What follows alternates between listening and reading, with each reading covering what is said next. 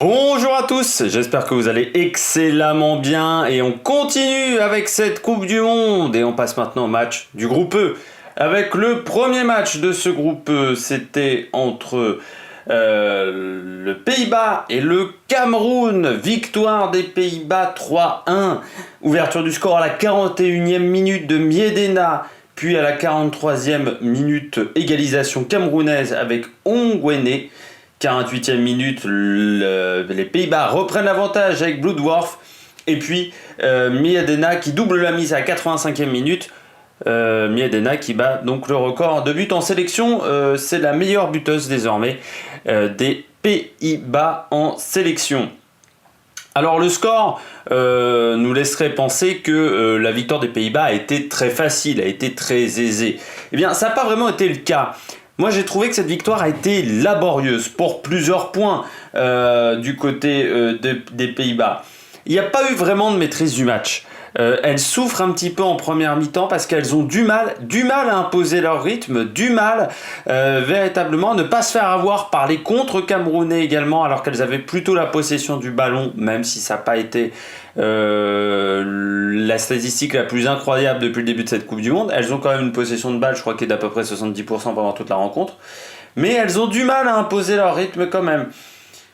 Parfois, ce qui est frustrant, c'est que ces Pays-Bas, ils sont capables de pratiquer un football fantastique. Et puis à d'autres moments, il y a des imprécisions, il y a des passes qui vont pas au bout. Le premier but, vraiment, ça va à une vitesse dingue de la part des Pays-Bas, le premier but des Pays-Bas. Mais ensuite, à certains moments, tu te dis, techniquement, il y a quand même des erreurs, il y a des approximations qui sont quand même terribles dans cette équipe. Du côté du Cameroun, beaucoup de défense. Tout le monde défend du côté du Cameroun. Il n'y a pas forcément la défense qui est au-dessus du lot, mais tout le monde défend. Il y a une solidarité défensive. Par contre, pas assez de ballons dans cette équipe, ça c'est clair et net, pour mettre en danger les Pays-Bas. Même s'ils ont mis en danger à certains moments les Pays-Bas, ce n'était pas assez régulier. Même s'ils marquent un but, il y a un manque de maîtrise technique également de la part de cette équipe africaine qui manque beaucoup trop de fautes, beaucoup trop d'engagement et de l'engagement qui est mal maîtrisé de la part des Camerounaises. On passe au top et flop du côté des Pays-Bas. Ce que j'ai aimé du côté des Pays-Bas, le côté droit. Le côté droit, ça marchait bien, contrairement au côté gauche, qui avait beaucoup plus de mal. Van der Sande 2. Alors, on l'avait pas assez vu à mon goût lors du premier match face à la Nouvelle-Zélande. Et puis surtout, quand on l'avait vue, elle faisait souvent des mauvais choix. Alors là, elle a fait quelques mauvais choix, elle a fait quelques erreurs.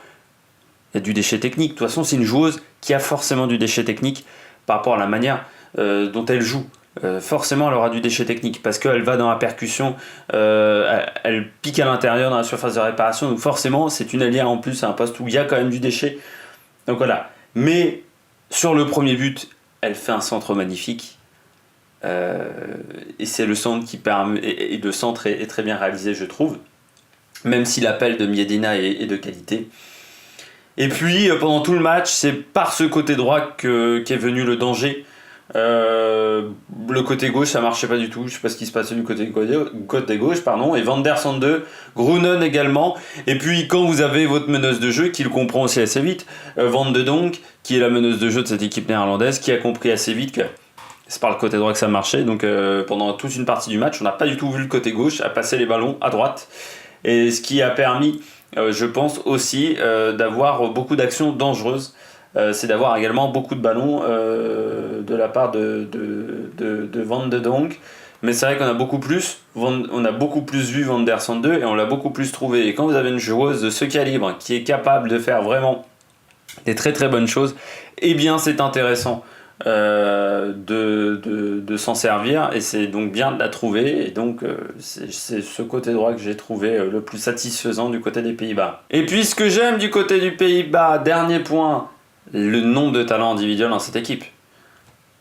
Van de Donk, Van der Sande 2, Groenen, Miedema, Martens, qu'on a peu vu pendant cette rencontre, mais qui sait aussi faire des bonnes choses. Spitzel également, qui est derrière. Je trouve que devant, il y a une qualité il y a un nombre de talents individuels offensifs dans cette équipe, et qui arrivent en plus à jouer ensemble, c'est chapeau. Hein. Non, c'est une équipe qui offensivement est costaud. C'est pour ça que marquer 3 buts, vu la résistance qu'a fourni le Cameroun, c'est décevant. Parce qu'elles auraient pu en marquer 5. Pour moi, le Cameroun a fourni la même résistance qu'avait fait la Jamaïque. Mais elles n'ont pas réussi à trouver les failles.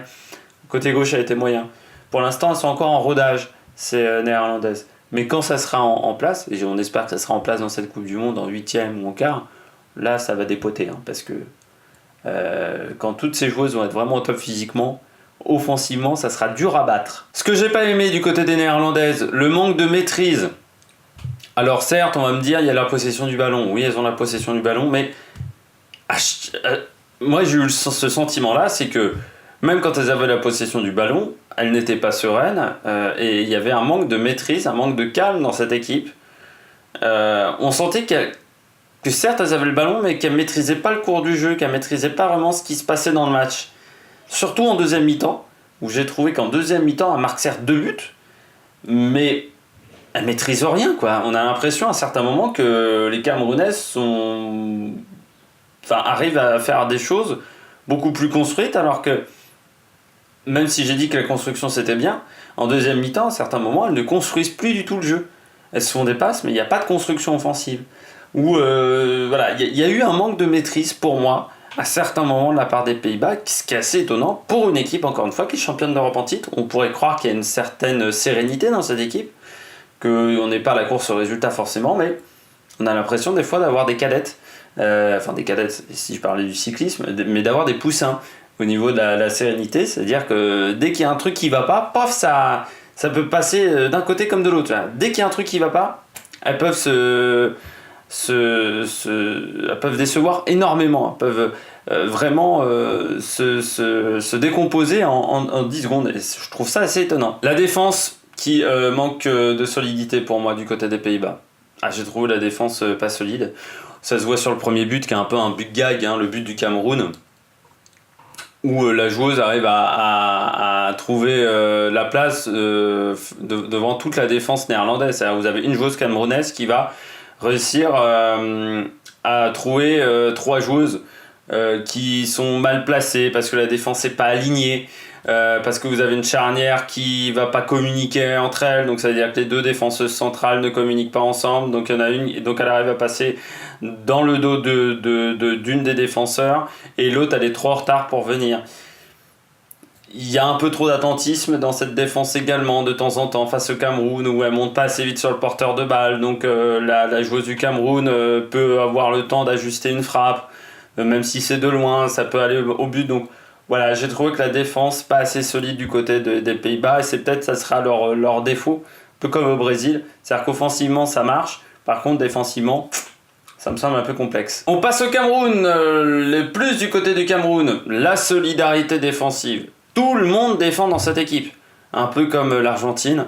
C'est ce qui leur avait permis de faire un bon résultat plutôt face au Canada, perdre 1-0. Là, c'était un peu plus complexe face aux Pays-Bas, mais pendant toute une mi-temps, les Pays-Bas trouvent pas de solution offensive. D'ailleurs, ça, même à droite où ça va un peu plus vite, on va dire, on trouve dans le dernier geste, il y a toujours des jambes qui traînent du côté du Cameroun. Il y a toujours 2, 3, 4 jambes qui traînent. C'est ça la solidarité défensive, c'est que vous défendez pas qu'avec la ligne de défense, pas qu'avec les 4 joueuses de la défense, il faut aussi que les milieux interviennent, voire des fois les attaquantes, quand vous êtes vraiment en difficulté, et c'est ce qu'elles ont fait les Camerounaises. La défense était donc, cette solidarité défensive était bien, pas la défense, la solidarité défensive, la défense j'en reparlerai. Les contres également, les contres camerounais, qui je trouve étaient plutôt bien construits, il y avait plutôt de la réflexion dans les contres, qui sont souvent allés au tir, de l'autre côté, voire au but pour l'un d'entre eux. Mais à chaque fois, c'est sur des situations de contre, quand la défense néerlandaise était un peu seule, qui n'était pas aidée par le milieu. Et donc à ce moment-là, les joueuses camerounaises arrivaient à trouver des intervalles, des solutions à droite, et dans l'axe même, ça trouvait des solutions. Donc ça c'est bien, c'est-à-dire que les comptes fonctionnent. On l'avait déjà vu face au Canada, 1 ou 2 fois les avaient mises en difficulté, ça a marché. On verra si elles arriveront à le faire face à Nouvelle-Zélande. De toute façon, il faudra gagner face à Nouvelle-Zélande si elles veulent potentiellement se qualifier. Parce qu'on attendra quand même le match de ce soir entre le Canada et la Nouvelle-Zélande, c'est ce soir. Ce que j'ai pas aimé du côté du Cameroun, la défense, beaucoup trop d'erreurs du côté de la défense camerounaise, vraiment la ligne de défense, je parle pas de la solidarité défensive, ça n'a rien à voir. Mauvais placement du côté de la défense, pas aligné comme les néerlandaises, c'est le même problème. Attentiste comme les néerlandaises.